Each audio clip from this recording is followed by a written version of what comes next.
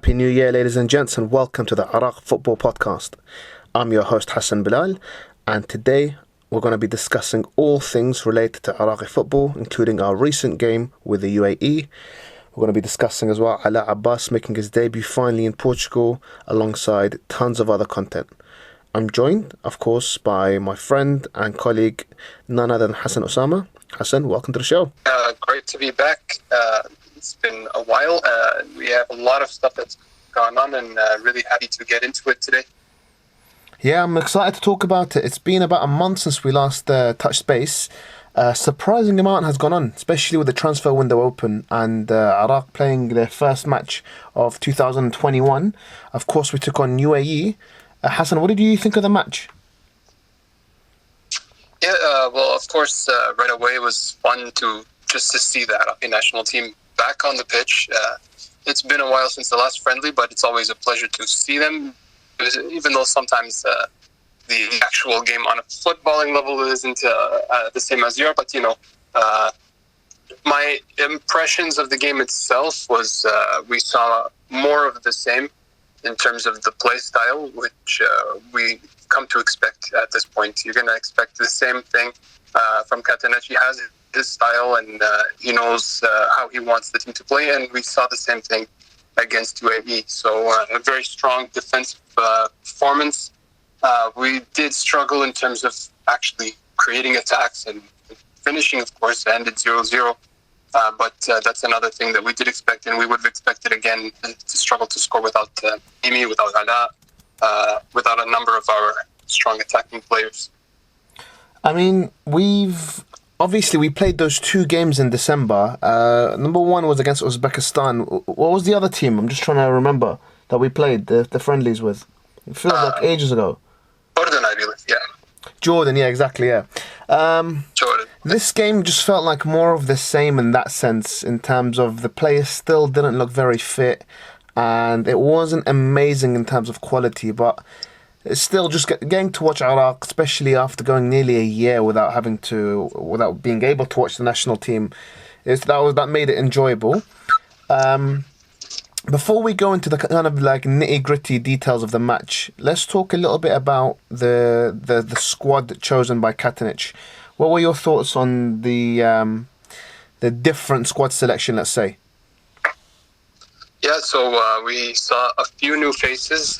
Shirko Karim finally into the main national team after so many years. We've seen him through a few of the different age groups, but surprisingly, he hadn't made his full debut until now. We had Mahmoud Khalil, Sajjad Jasim as well, making the full debut. So a few new faces and a few other players who didn't quite have too many opportunities with the national team since quite a while. So I guess the fact that we couldn't have Mimi or Alaa with the national team as well, also Bashar out of the national team for this game, kind of helped to see a few new faces and a few of our younger players, and Mohammed as well, getting some game time. So that was good to see. Would have, of course, would have liked to see some of our Europe-based players, but that's entirely a big subject outside of this. I mean, we've discussed the kind of expat situation later. There were some developments in that front with Katanec coming out before the match and quite angrily stating that fans and the media shouldn't really be asking questions about this because they've got nothing to do with the situation. Katanec has made it very clear that he's made his mind up and that he's not going to be inviting those players, which is a disappointment. But as you said, it's a whole different discussion altogether. Let's just focus today for now, about the squad selection. So the starting 11 was Jalal in goal. Rebin, the only expat chosen, was there, joined by Ahmed Ibrahim, who made his 100th appearance, which is a huge achievement, and we'll discuss a little bit about him later on. He's a huge player, and I've really become a big fan of him. So it was Rebin, Ahmed Ibrahim, then Faisal Jasim, who made a rare appearance, given that Saad Natiq wasn't there. Then Alaa Amhawi on the right and Ali Adnan on the left. He hasn't played in ages. MLS has been off after the end of the season, and he was playing his first match in a while. The exact same with Safat Hadi. Safat's been injured for a long, long time, and he hasn't featured in anything in Russia, and he's back. Then in front of him, you had Sajjad Jassim with Mohammed Qasim on the right. Mohammed Qasim, he's not really featured much after, let's say, a disappointing end to the Gulf Cup about a year and a half ago. Ibrahim Bayish on the left, and we had Mohammed Khalil starting ahead of Alaa Abbas and Mimi, who couldn't make the tournament, and the friendly, and Ayman Hussein, who was injured. So there was a lot of wholesale changes. As you said earlier as well, Sherko came into contention, and a few other new and unfamiliar faces. Hussein Ali as well was back in the squad. It was an interesting squad selection. Katanic clearly is trying to find new and different players, or trying to give players on the fringes a lot more opportunities. It's a shame he's not extended that to some of the expats, but overall, a lot of new faces coming into the game. How did you find the performance, and who stood out for you as key players? The overall performance, I like that it was like we can see the clear style as well. It didn't. We saw a lot of changes to the overall squad, but the play style remained the same, which was it's a sign of a coach and a structure that knows what they want, how they want to play. So that was something I did like, but at the same time, we still had the same issues before of breaking down opposing teams and really having that cutting edge to actually create a clear chance, a number of clear chances through the game. So we did have like that one opportunity to hit the bar, but I forgot. I think it was Ibrahim Bayish or someone else who hit the bar. But no, Faisal Jassim, who Faisal Jassim. Yeah, he hit the bar after, I think it was Ahmed Ibrahim bicycle kick. Yeah. So I mean, those are chances that appear from time to time, but you need to be able to create them throughout the game, and that's something that I think we lacked, and we have been lacking for a while.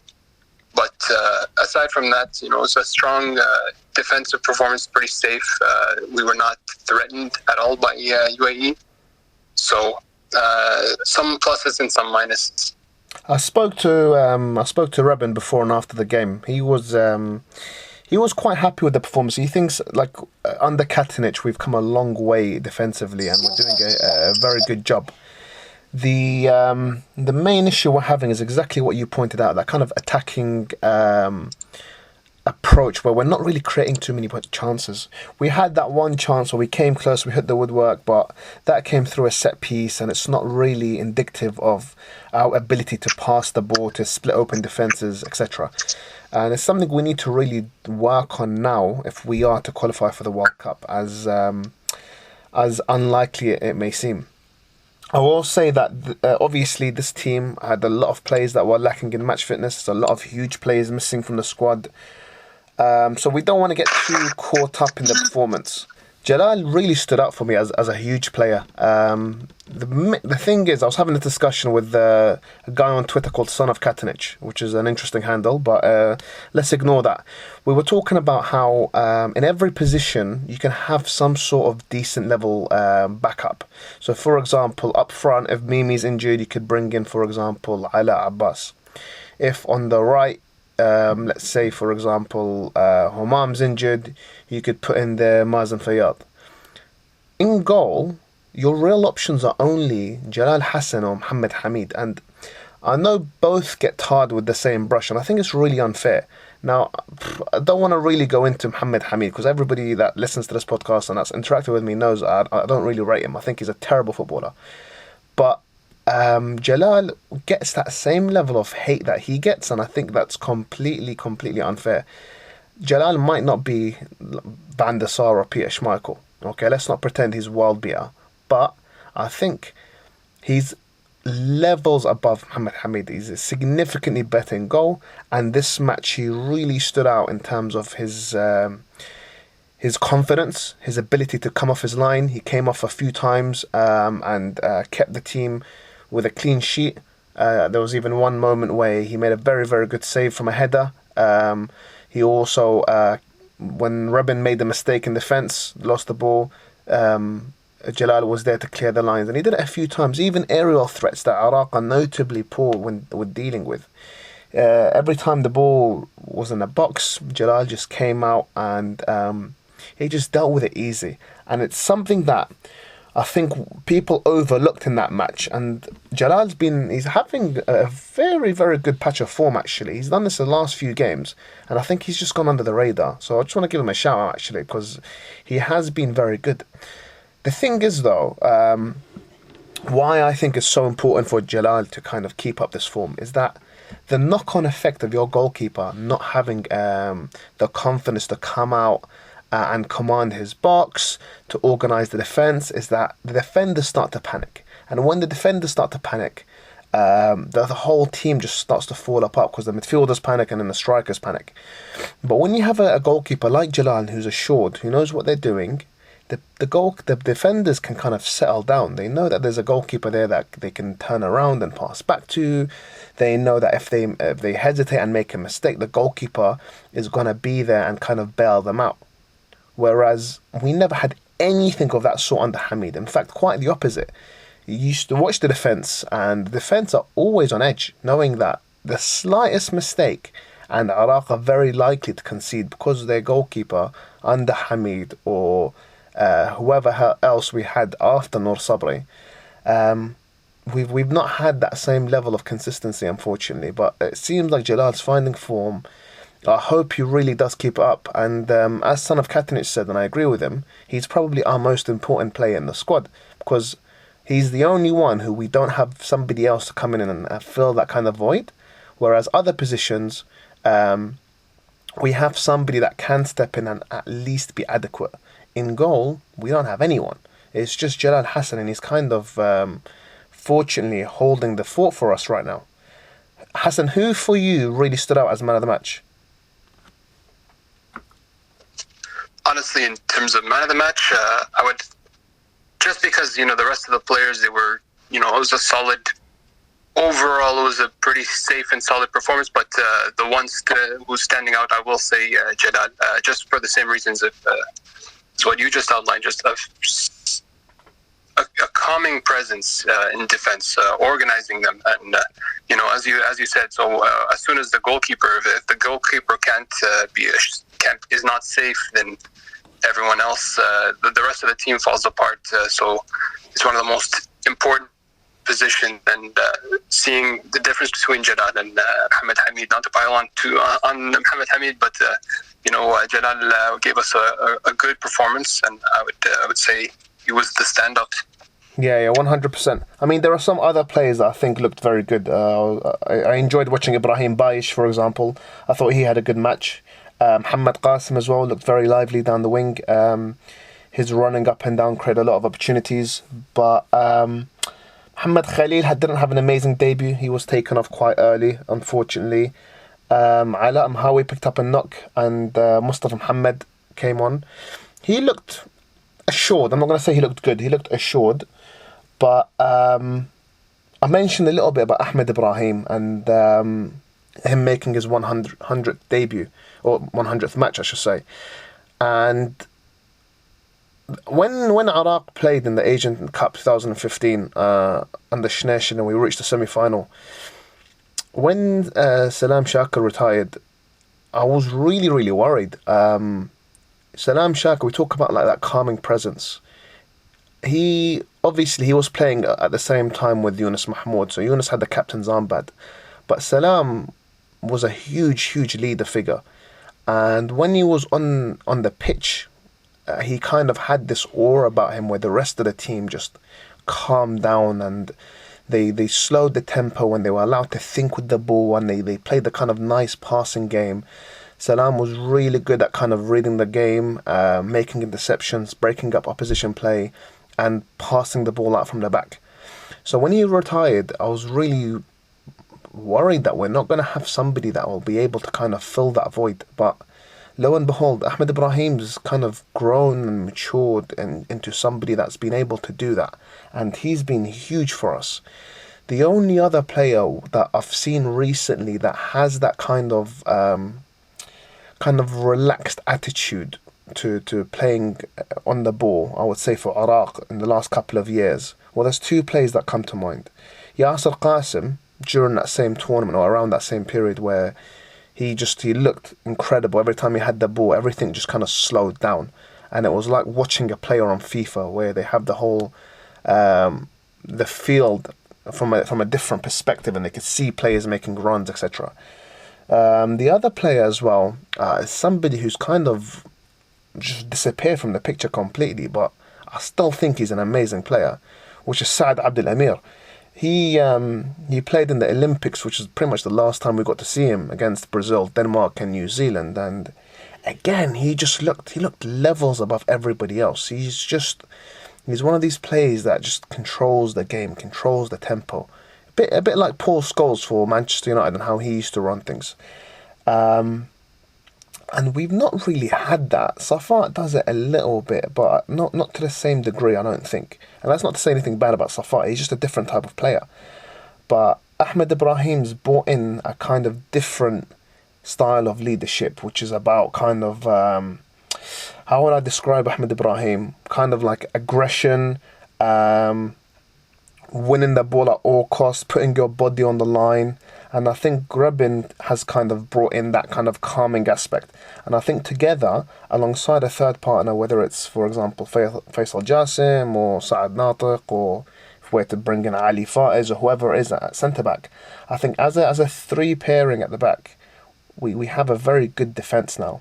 And if we are to kind of reach the next stage of the qualifications and the World Cup, that will probably be the most important factor. How well Jalal plays, how well Ahmed Ibrahim and Rebin play. On the wings, you have Alaa. Alaa on one side, I think he's a weakness in that defence. I don't think he offers much going forward, and I don't think he offers much at the back either, defensively. Then you have Ali Adnan and Durgham as well, who both have different kind of strong traits. I think they both have weaknesses, but they both have a lot to offer. And I think Durgham is somebody who... He used to be an incredible player. I think he's kind of fallen off the bandwagon a little bit, and I feel like he gets a bit too much hate. Fans tend to give him a lot of stick, I think just because of the way he carries himself. But at the end of the day, what really matters is how a player performs and their actual ability. And I think Durgham, there's still a player in there. What are your thoughts on that, Hassan? Yeah, completely agreed on Ahmed Ibrahim, because I remember back when he was like first coming out, even with the Olympic teams, and I remember seeing a strong centre back, a leader as well. He was very rushed then, though, wasn't he? Yeah, a bit. He was a raw player still. He would get some stupid red cards and stuff like that. But the fundamentals of a strong centre back were there. And now 100 national team appearances later, and we see a polished defender and a leader in the team. One of the best players overall in the team, and somebody who we're lucky to have as well to take on the position of Salam Shakir and Ali Rahman, who were incredible defenders for almost 10 years. So it's great that we have been able to have a little bit of continuity in that position, and it's great to also seeing Rebin taking the place beside him as another strong, and also in just a calming also presence as well, as you mentioned. But we've got a strong defense right now, and Ahmed Ibrahim is one of the biggest parts there. I'd say moving up as well on the different areas of the pitch, just commenting again on Durgham. My opinion is we're seeing between Durgham and Ali Adnan, it's almost a mirror, similar situation as where we see up top striker between Alaa and Mimi. Two good players for the same position. We can't play them both, but one has to sit on the bench. So for now, Ali Adnan, he suits a little bit better the way that we want to play, but it depends on the opponent. Maybe you can set the team differently, but Bargham, he's a good player, and I remember, even under Hakim Shakir, he was fantastic, and there's still a player there, of course, and he could. I think he's quite versatile. We might be able to use him in a different position, maybe even on the wing or something like that. But it's not a bad thing for us to have solid players who, we have too many players for certain positions. So I'd rather that than the opposite. So. It's a good problem and a good dilemma to have. You're right. Going forward, how did you find the team? For example, Hussein Ali coming back into the team after a long time out. Sherko finally making his debut. He was the only player that didn't make his debut from the 2016 Olympic side. Only recently he kind of finally made his debut. Mohammed Khalil as well. Ayman Hussein dropped out. He's the leading striker in the Iraqi Premier League. He couldn't make it, and Mohammed Khalil stepped in.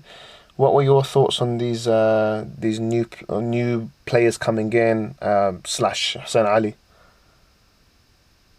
Yeah, so I'll start off with Hussein Ali. So Hussein Ali finally back after a while, and he broke his leg against Bahrain. It was quite a while ago, so it's good to see him back, a talented player.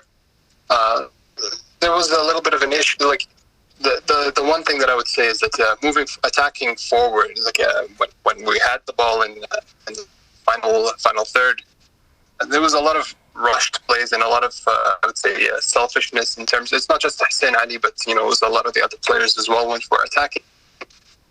Players who they wanted to finish the attack. Maybe maybe they want to stand out more, or just this is something that we see in a lot of Iraqi players. So I don't know, but. Aside from that, we're seeing good things. He hasn't lost much from the injury. I can't say he's lost anything. He seems quite good, and it looked lively in the minutes that he had. Sherko is a player that I remember him back from the U17 World Cup. That was I think in Emirat as well, in UAE, and he was a really talented player back then. So it's nice to see him finally make his full appearance after so long. He didn't play too much, so I can't really draw too many conclusions. But he has been performing in the Iraqi league now with Rebin, doing reasonably well. I can't remember exactly the numbers that he has, but he's finally getting back in after he has spent some time in Europe.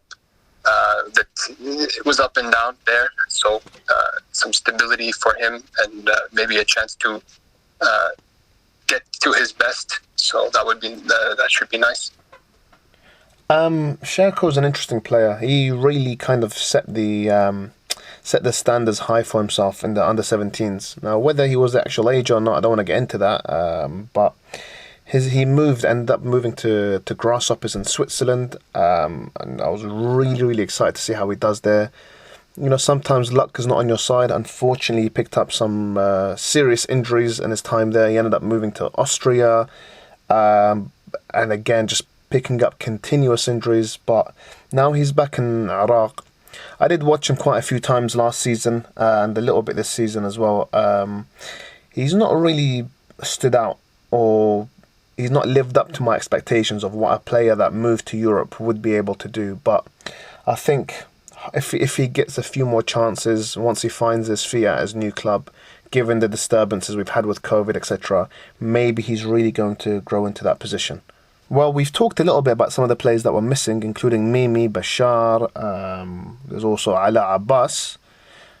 Alaa Abbas, finally, we found out what's happening with him, and he's officially moved to Gil Vicente, and he made his debut after a long, long wait. Gil Vicente, they were playing in the Portuguese Cup, and they were playing against Académico de Viseu, and at one point they were losing 1-0. Then Alaa Abbas starting his first match for his new club. What a moment. I don't think I'll ever forget this, because talking about good debuts, this goal was something else. The ball comes in from the right, and he takes, with his back to goal, he takes a unbelievable, sensational touch, flicks the ball past the defender, and then just slots it home. And his celebration as well, that kind of just oozed class. That kind of just, it's okay. It's just a standard thing for him. Just points at the badge and walks away. He didn't overdo the celebration. And that just made the goal even better for me. Just that kind of casual, this is what I'm about. This is what you guys can expect on his debut as well. I think watching that, I was really, I would say, not worried. I didn't know what to expect, I would say, because Mimi played in Portugal quite a few games, and he didn't look amazing. Then again, his club was significantly inferior to Gil Vicente, but Alaa Abbas, I think, just looked levels above anything Mimi showed on the pitch when he was in Portugal. Hassan, your thoughts? Yeah, we had all been anticipating Alaa's full debut. I think I remember when he had first joined, he had played a friendly with Gil Vicente, and he scored in that one as well. It was just a training match, but it was, I guess it was showing things to come for him. This game, it was great to see him make his first appearance just in general, not because he hadn't played in quite a while, but his goal came in 28th minute, and it was just really, really high level of technique. Pull that off. It's a really difficult goal to score, and a great way to get started. And he looked quite, more comfortable with the way his team was playing than we saw from Mimi. Mimi, we know that he's talented, and he's scoring quite a bit now in Qatar, and he had been scoring a lot with the national team. So the talent was there, but I guess the fit overall with his team just wasn't there. It was just not a good fit at all for anybody, and maybe just the transition to another country or another play style wasn't there. But Alaa, it looks like he's making steps forward here. He didn't look out of place at all on the pitch. Looked quite good actually, and the goal was great. It's great to always get to score on the debut, and hopefully it's a sign of even more to come for him. 100%. I think with Mimi, he never really quite hit the ground running. Just in terms of opportunities that he had, he barely took any shots. And I think when the ball came to him, it was bouncing off him. The team itself barely created anything. But as you said, Alaa just kind of fitted in straight away. He didn't look like an odd man out. And that doesn't even include the goal. I'm talking about the kind of his link-up play. He was fighting for the ball. He had a few mistakes here and there, but that was down to lack of match fitness. Let's not forget, Alaa Abbas hasn't played football in a very, very, very long time.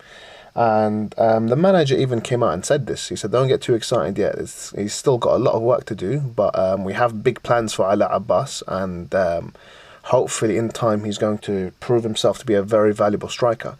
And I'm really, really excited to see how he does. I think with Mimi going to Portugal and not doing well, I'd imagine other Iraqis are looking at Mimi and thinking, do you know what, this guy is so talented, he's gone there and he's flopped this badly. What chance have I got?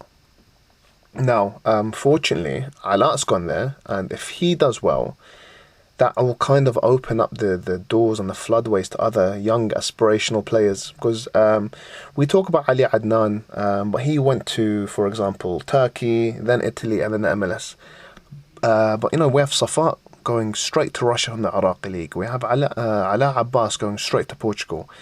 And if these players start to do well, it will kind of encourage other players to follow the same path. It will encourage the clubs in Europe to kind of explore the Iraqi League, see what talents are there, give more players a chance, etc. So there's a lot banking on Alaa Abbas, and if I'm honest with you, I think he's the kind of right player to do well abroad. He's got that kind of physique, that he's quick, he's petite, he's got a very decent touch, he's got unbelievable finish of the ball. So I'm hoping to see him do well. Gil Vicente as well, they looked all right. They created a lot of chances. They're 13th in the league right now, and they're not in amazing form. One win in the last five, two draws. It seems like they're struggling for goals. They've conceded 15 goals, but only scored 10, which is the third lowest in the league. So I'd imagine we're going to see Alaa quite soon in the Premier League, hopefully bagging goals. He's already made his Premier League or League NOS, or whatever it's called, their Premier League debut, but he came on off the bench. Hopefully this time he'll be starting, and I think we should all keep a close eye on how he does. Hassan, what are your thoughts? Yeah, so that's the main thing is the continuity, and especially for a striker, it's a very, very big role that depends a lot on confidence, and for a player to feel comfortable in the role in his team, and to know that that he can score goals. So that's something that was lacking with Mimi, because it was just a bumpy start for him, and it never got better for him. Unfortunately, with Alaa, they eased him in really, really slowly first. Got him some match fitness and training, and then once he was ready to go, he got some games. He's starting to get games now, so hopefully he can go from strength to strength here, and replicate this game in future games in the league. And we'll see. So his team it's definitely struggling for goals. They even when he signed, they hadn't been scoring too much, but hopefully things can change now with Alaa leading the line, and we'll see where he goes from here. You're right. Confidence is obviously a huge thing for any sort of striker. And I think with Mimi in Portugal, for whatever reason, I think he just didn't have that self-belief. I don't think he really thought he can make it there. He looked hesitant every time the ball came to him. He looked like he was overthinking it. And he never really let his football do the talking. And it's good to see Alaa's not really having those same issues. But Mimi's also finding his feet in Qatar. I mean, obviously Qatar is a different kind of ball game to Portugal. But at least he's recovering after a difficult start in his first spell in Qatar with Jalal. He's on loan now at his new club. He scored 6 goals. What were your thoughts on this? Yeah, that was my main worry after his loan in Portugal had ended, was that we were seeing a downward trend in his form and in his level. That was because he had been scoring for fun in the Iraqi league with Bashar. It didn't work out for him in Qatar, and then there was another bad season in Portugal. So things were not looking good. But the move now to Estadia, it was a fantastic change overall in his level. Pretty much scoring, almost at will. 6 goals from 12 games, but he's looking really, really good. The types of goals as well that he's scoring, they're not like, the style of goal that he's scored. That there is, his talent is still there, and that he's still the young talented striker that we knew him to be. He's scoring goals that are technically. Showing his technique overall in the ways that he is scoring, and so I'm hoping that we do see him again in Europe, because it was one half season in Portugal and a team that was really struggling and was meant to be relegated. That shouldn't give us the entire picture, the entire picture of how he would do in Europe. I think a better team that would be a better fit overall to the style of player that he is, and in terms of the environment of where he would be moving. I think those should be key considerations for him moving forward. I don't want to see a situation where he'll spend his entire career in Qatar, because while it's good to see him scoring a lot, but the level of play as well.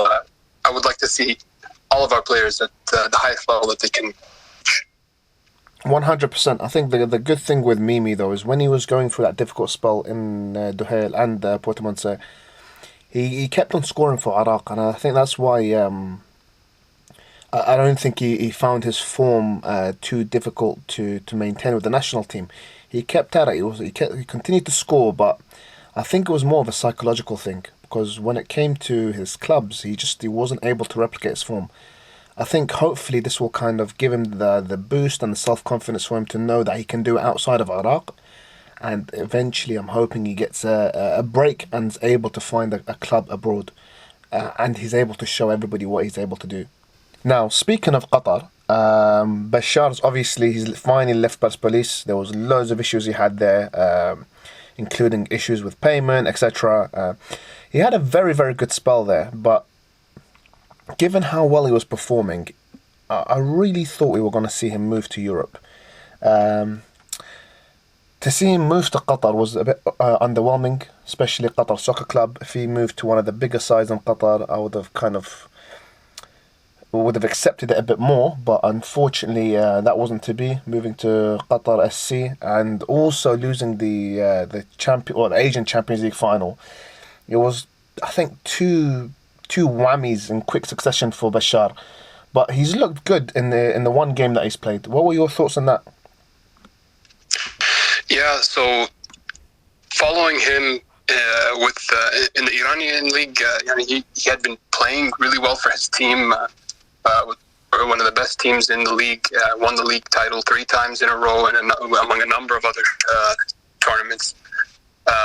Champions League runner-up twice, so including this last run. So really, he has the tools to play in Europe. Like, there's no reason why he couldn't be moving to following Alaa Abbas to Portugal. And I believe he did actually come out and say that he had rejected a number of offers from Europe, but from the question is that it's contract-related issues here. Is that and it's totally understandable. And that when he was in Iran, there was some payment issues, and his team was not paying him for whatever amount of time. So, I guess the move to Qatar it's more focused on that side. In terms of compensation rather than the level of play. So we'll see. He's definitely, a great player, and he will do well in Qatar. I think he's played only 1 or 2 games, and he already has 1 assist. I remember his debut. So he'll do well there.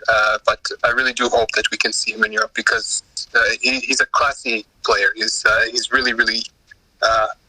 He's got a great technique on the ball and an ability to create chances, and we saw that also in the Champions League final. I believe he had an assist for his team in the final, but I think it was 2 penalties in succession for the other team, which had them missing out on the trophy. But we'll see how his career goes. But still still a rather young player, not too old. So I think there might be still some time, but we'll see. I mean, again, it's difficult to criticize Iraqi players when they make moves that are financially motivated. I think, especially us living in the West, we kind of have this social net where we look at these players and think, oh, they should obviously just follow what is in their interest in terms of career progression, playing at the best clubs, etc. But I think a lot of these players want to get their families out of poverty. They want to secure their futures, and a lot of these players know that they're one injury away from the end of their career, so they want to kind of build that foundation early on. And while I might not kind of appreciate that, I kind of do understand it, and I'm pretty sure that was what Bashar was thinking whilst making this move, especially given we don't know how much money he's missed out on in Iran, but that's a whole different discussion. I think the main thing for me right now is I want to see Bashar doing well. I want to see him finding his feet in Qatar. Hopefully what will follow that would be a bigger and better deal in Europe or somewhere across the world, maybe outside of the Khalij. But he's got the talent to do that for sure.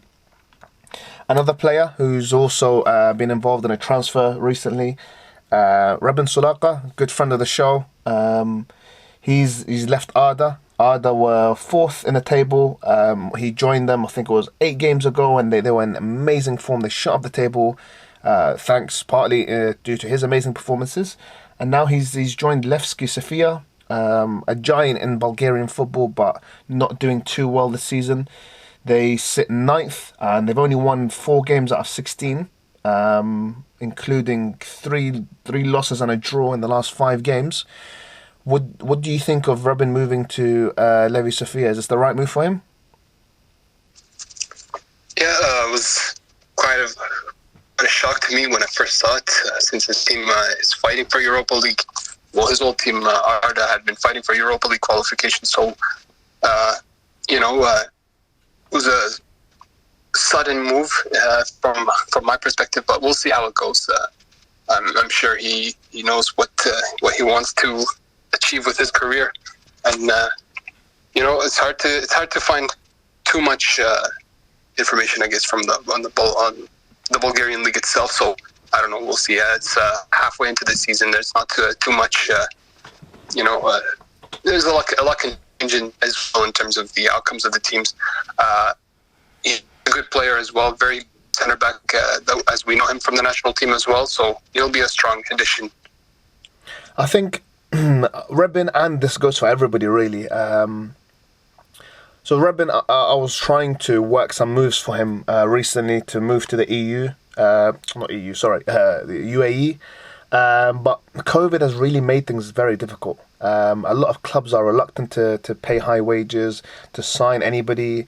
And I'd imagine this played a role in who he moved to. I don't imagine Bulgaria was top of his kind of priority list or preferences, but given the difficulties with COVID and clubs reluctant to sign players or pay big wages, I'd imagine that would have been a factor in who he signs for. Whatever happens though, as long as he's playing games, that's the main thing. If Rebin's playing games, he's getting selected for the national team. If he's selected for the national team, we're going to be a better side, and maybe we end up qualifying for the World Cup. So that was... I know his time with Arda was coming to an end, and maybe they weren't keen to extend his contract. So just the fact that he's got a club once more is somewhat of a relief for me, and I'm pretty sure it's a relief for him. Now, off to Turkey. Not only is Ozil going to be moving there, it looks like, if rumour are to be believed, Ahmed Yasin and Osama Rashid both off to Turkey as well. Ahmed Yasin off to Denizlispor, and Osama Rashid apparently linked to Rizespor. Rizespor, of course, notorious, Ali Adnan's old club. They also at one point signed, was Dhurgham Ismail, if I'm not mistaken, Ali Hosni, and I'm pretty sure they also signed Ali Faz, if I'm not mistaken. That's correct, yeah. All three. Yeah. Yeah, so they're building a portfolio of Iraqis, it seems. Osama Rashid came as a bit of a shock. Now, I've spoken to Osama, and I know he's a bit frustrated being in Santa Clara in Portugal. I think part of that is the living in an isolated island in the middle of nowhere can kind of get to somebody, and I understand that. But could he have been linked to a better club in Portugal, in Turkey? Possibly, but we don't know if that's concrete anyway. So let's not speculate. But the discussion is there. We'll obviously update you guys on our social media should anything else happen with that. Ahmed Yasin though, off to a relegation battling team in Turkey. A good move, Hassan? Just in terms of comparing the positions of the two teams, Hakan versus Denizlispor. Hakan, I believe they had qualified for Europa League at the end of last season, and now he's going to be joining a team fighting relegation in the Turkish league. So just looking at it on the surface level, like it seems to be a step down.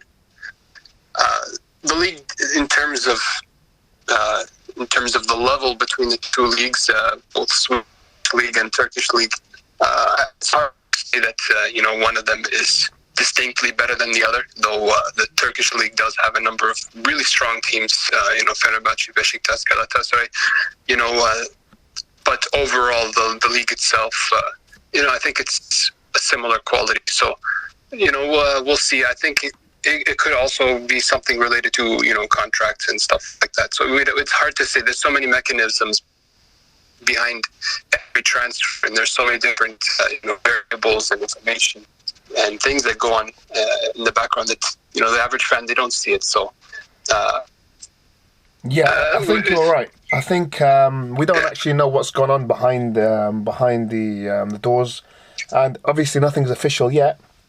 But I personally, I would like to see some Iraqis moving away from Sweden. We have so many players in Sweden, and I don't think that's a good thing. I think we have so many players in Sweden that it's actually become counterproductive, where I think those players are competing amongst themselves to actually reach the national team. And I think that's been a hindrance to them. Where I think, for example, let's say Ahmed doesn't perform very well for the national team, and I think that kind of paints a bad brush for the remaining players that are playing in Sweden. I think if we have players expanding their horizons, going abroad elsewhere, I think that will give everybody a better chance actually getting into the national team and finally giving expats an opportunity to play for the national team. And this is not just about Ahmed Yasin. I think we have so many players playing in Sweden right now, and I kind of want that to break up a little bit, I guess. We have Frans Botrosik. He left Sweden recently. He's in Denmark right now. And I kind of want to see more of that, really. I think that would be better for Iraqi football in the long run. Yeah, so just adding as well to that is that, a player, specifically for Ahmed Yasin's position, is that he had spent his entire career almost in... I believe the entire career in Swedish league. So just a chance to play in a different... And Qatar, but yeah... And Qatar as well, yes. Yeah. I completely forgot that period. But, essentially 99% of his career is in Sweden. So, a move away to a different environment, a completely different league and a different situation, that as well could be a benefit to him, both as a player, especially as a player, and the kinds of game situations and the kinds of teams that he's going to be facing. So that's another thing to consider. Absolutely. Just to round up our kind of transfer window update, we also have Yousef Al-Kalisy. He's playing in New Zealand. He's currently the centre midfielder for Auckland, and they were supposed to play for the Club World Cup, but unfortunately they've had to pull out. They were supposed to play Dohel, and he was featured to be the first Iraqi ever to feature in this tournament. But unfortunately, because of COVID and the New Zealand restrictions in place on their borders, they've had to pull out. So that's quite frustrating. I was really excited to see him play there. He's featured with the Iraqi Olympics team previously, and I've heard a lot of amazing things about him. We've even spoken to his brother Abdullah on the podcast, and I was with Abdullah recently in the UAE as well. So unfortunately, that's not going to happen. But it looks like Yousef might even be on his way to the Maldives, playing in the Maldives Premier League. Something quite different, actually. So we talked about foreign lands. That might be an interesting thing to look out for. Could be the first Iraqi to play in the Maldives. But also, shout out to brother of our friend Rida from, you may have remember him from earlier podcasts, Rida Altaey. His brother Mohammed has just signed his first contract with Western Sydney Wanderers on a scholarship. Another player to look out for in Australia. He is currently joined by Alaa Abbas. Remember him, Hassan? Alaa Abbas is also back in Australia. He's found a new club and he's playing there. Something to keep an eye out for. Maybe a future talent, and maybe one day we'll see him in an Iraqi shirt. Now, speaking of young talents, Crystal Palace, the club for none other than our special Cardo Siddiqui, their under-18s are leading the top of the Premier League. They recently beat league leaders Fulham 4-1 at home, which puts them now top of the league. And Cardo's featured a huge amount this season for them. And I just want to give him a big shout out. This was his 8th match this season, 1 goal, 1 assist. So congratulations to him, and we wish him all the best, of course. Now, competing with Cardo, I did a bit of scouting. I came across yet another Iraqi, Brighton, of course, already have Peter Guargis. He's an Iraqi that plays for them, /Sweden/Australia. He's eligible for all three, hoping he plays for Iraq. But they've got another kid called Jami Qureshi. Now, he comes from an Iraqi father, a Malaysian mother, and he's made 9 appearances for their under-18s this season, 1 assist, and he's a forward, a very promising talent, and somebody that I've been trying to reach out to and to convince him that hopefully he ends up choosing Iraq as a country to represent. The under-18s and the under-23s are looking promising. There's a lot of players available. The under-18s, we have, for example, Zidane Iqbal at Man United, Cardo at Crystal Palace, hopefully Ali Al-Hamadi as well at Swansea if he extends his contract this season. Shout out to him. And maybe as well, alongside them, Jami Qureshi. A lot of talented young players there. Let's not forget all the young players as well that we have in Sweden playing there. And if we look at the under-23s, that pool looks even bigger. There's loads of players in terms of Ali Moussaoui over in Copenhagen. We have Hussein Ali at Orebro as a right back, and loads of others that too many to list. The future is looking bright for Iraqi football. Whether these players get an opportunity to feature or not, that's a whole different discussion. But fingers crossed. Just if you do get a chance to have to reach out to Jami, drop him a message, drop his social media message. A lot of these players that I've spoken to, players like Cardo, players like Zidane, they tell me that the reason they really chose Iraq is because the fans reached out to them and made them feel loved, made them feel wanted, and before they never really knew how much football meant to Iraq. And only once our fans reached out to them did they actually understand what football means to Iraq. So if you get the chance, without being rude and kind of hounding him, do reach out to Jami. Let's get him on board with the future of Iraqi football. Now, finally, 27th of January, Hassan, Iraq take on Kuwait in yet another friendly. What can we look forward to? Yeah, so if it's going to be anything like the previous games that we've seen, probably should expect the same style again, same style of play. And, it's from my understanding, it's going to be in Basra against. That's going to be a nice change from the friendlies in Emirates recently. There should be some fans back as well. Yeah, so we'll see how things go with that, given the COVID and all of that. But just in general, if we can get some fans, that would be nice to see them back and to see some support for the national team. And just in general, just having them playing in Iraq once again is going to be great. That's going to be the number one thing for me to look forward to for that game. Just as a friendly, we can't draw too much, conclusions from games like this, but it's going to be about seeing the national team and seeing them in Iraq once again. Of course, the more games we have in Iraq, obviously the better. We've spent so much money on these stadiums, and it's a shame we've not been able to actually see us play. A lot of that is due to COVID, but fingers crossed, inshallah, we do get to watch the national team. I think you're right. Games with Kuwait tend to be a bit edgy. We've not got a very good run of form with them. I mean, if we're looking back the last few games, maybe the last 10 games even.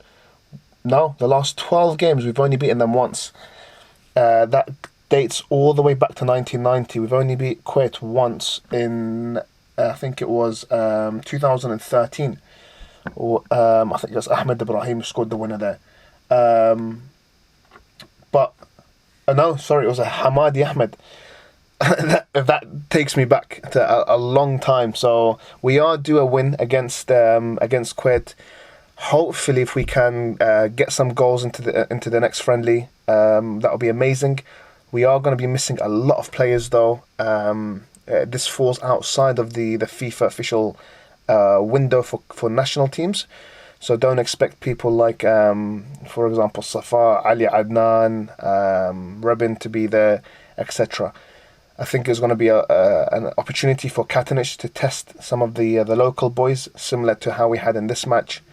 Hopefully, we can kind of keep this long, unbeaten record going. I think it's nearly 13 games now without a loss, if I'm not mistaken. Or only one loss, Hassan?